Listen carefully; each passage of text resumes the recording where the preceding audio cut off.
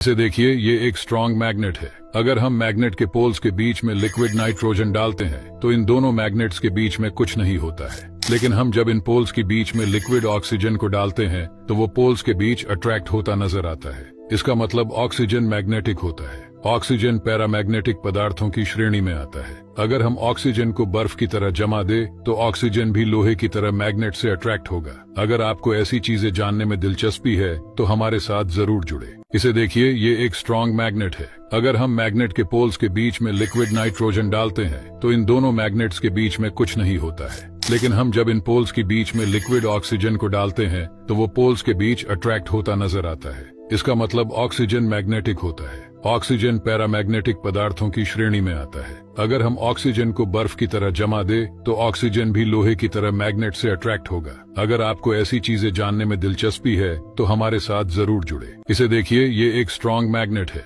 अगर हम मैग्नेट के पोल्स के बीच में लिक्विड नाइट्रोजन डालते हैं तो इन दोनों मैग्नेट्स के बीच में कुछ नहीं होता है। लेकिन हम जब इन पोल्स के बीच में लिक्विड ऑक्सीजन को डालते हैं तो वो पोल्स के बीच अट्रैक्ट होता नजर आता है। इसका मतलब ऑक्सीजन मैग्नेटिक होता है। ऑक्सीजन पैरामैग्नेटिक पदार्थों की श्रेणी में आता है। अगर हम ऑक्सीजन को बर्फ की तरह जमा दे तो ऑक्सीजन भी लोहे की तरह मैग्नेट से अट्रैक्ट होगा। अगर आपको ऐसी चीजें जानने में दिलचस्पी है तो हमारे साथ जरूर जुड़े।